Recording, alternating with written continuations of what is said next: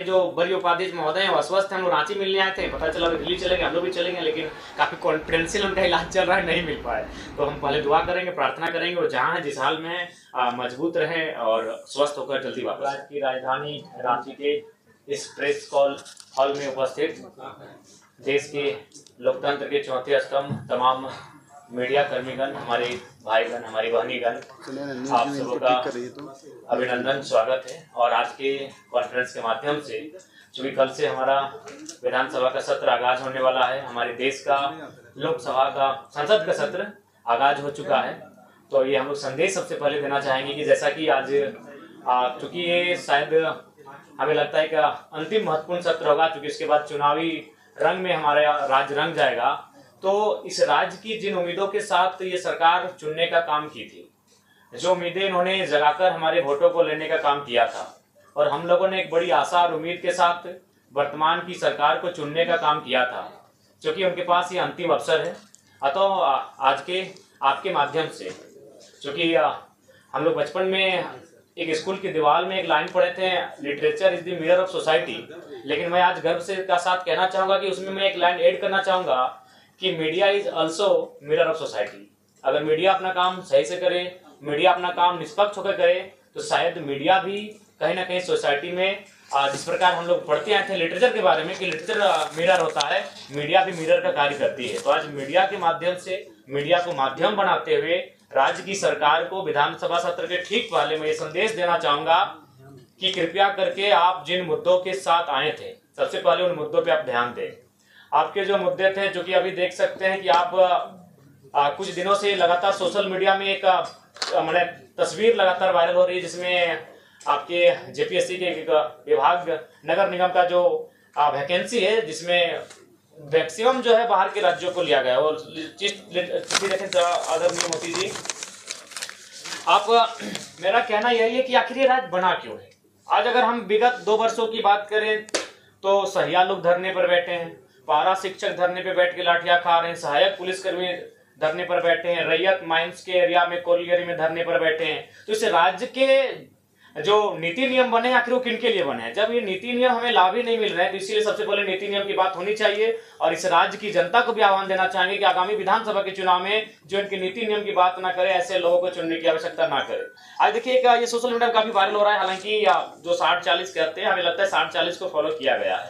और भारत का कॉन्स्टिट्यूशन भी कहता है कि आप ओपन रखना होगा, कि कुछ लोग आप पूरे देश से आमंत्रित होंगे। लेकिन मेरा कहना है कि जो सरकार है, उन्हें एक वैकल्पिक मार्ग तैयार करना होगा कि ओपन कैटेगरी में भी से मैक्सिमम झारखंड के लोग आए। आपको ये मापदंड तय करने होंगे, और इस पर कहीं रोक नहीं है। उदाहरण के लिए कुछ वर्ष पहले हमारे कुछ साथी अरुणाचल प्रदेश में एक बैंक का फॉर्म भरे थे, लेकिन उस बैंक में ये शर्त थी कि आपको उसका डॉक्यूमेंट जमा करने के लिए ऑफलाइन जाना होगा अरुणाचल प्रदेश। ना आप अरुणाचल प्रदेश जा सकते हैं, ना उस बैंक की फॉर्म को भर सकते हैं। तो ठीक उसी प्रकार हमारी सरकार जो भी चुनकर आती है, उनको इस बात को एक तय करना होगा कि आप किस प्रकार से एक रास्ता तैयार करते हैं कि यहाँ के नौजवानों को बेहतर अवसर मिले। हम आज 2 चिट्ठी लेकर आए हैं, क्योंकि आज इस राज्य को जानना होगा इन 2 चिट्ठियों का अर्थ को। एक चिट्ठी है, इस चिट्ठी को भी हम पढ़ते हैं। ये चिट्ठी आपका नगर विकास एवं आवास विभाग, जो कि आपका जेपीएससी है, इसमें जिनको नौकरियां दी गई हैं उनका नाम है अन्वेषा अदिति, वसुधा शर्मा, पल्लवी तिवारी, और ये झारखंड की हैं, राहुल गांगुली। ये कोई हरियाणा के हैं, कोई राजस्थान के हैं, कोई गुजरात के हैं, कोई महाराष्ट्र के। और एक चिट्ठी हम लेके आए हैं, क्योंकि इस चिट्ठी को राज्य को देखना होगा। और एक चिट्ठी है, इस चिट्ठी में नाम है मूर्ति देवी बिशुनगढ़ मुंबई। इस चिट्ठी में अगला नाम है कपिल देव महतो, रोहित साव, गोविंद मरांडी, ललित महतो, जीवन लाल साव। ये पिछले 6 महीना के हमारे प्रवासी मजदूरों की डेड बॉडी जो झारखंड आई। एक चिट्ठी हमारी साथ में है। ये चिट्ठी जिनमें 28 लोगों का नाम है, जिनमें 18 लोग हमारी नौकरियों को लूट के लेके जा रहे हैं, और सरकार तमाशा देख रही है, बेचने का काम कर रही है। और इसी चिट्ठी में 16 लोगों का नाम है। ये प्रवासी मजदूरों की मौत का लिस्ट है। ये इसलिए झारखंड राज्य नहीं बना था। ये पीड़ादायक, हमें आप बार बार बाहरी भीतरी की बात करते हैं, ऐसी पीड़ादायक तस्वीर किसी राज्य की नहीं है। ये सिर्फ पिछले 2 महीनों की लिस्ट है। मैं तारीख पढ़ूंगा, 23 तारीख 7वां महीना 2024, 23 तारीख 7वां महीना 2024, 12 तारीख 7वां महीना 2024, 13 तारीख 7वां महीना 2024, 15 तारीख 7वां महीना 2024। तो हम मरने के लिए झारखंड पैदा नहीं हुए हैं। 40% खनिज संपदा हम लोग हमारी जमीन से निकल कर जाता है, हम प्रवासी मजदूर बन के जाते हैं। हमारी लाश कहां से आती है? मुंबई से कर्नाटक, गुजरात, मुंबई, केरल, हैदराबाद, पुणे, मुंबई, मलेशिया, गुजरात, तमिलनाडु, चेन्नई, हैदराबाद। ये चेन्नई और हैदराबाद की डेड बॉडी अभी घर नहीं पहुंची है।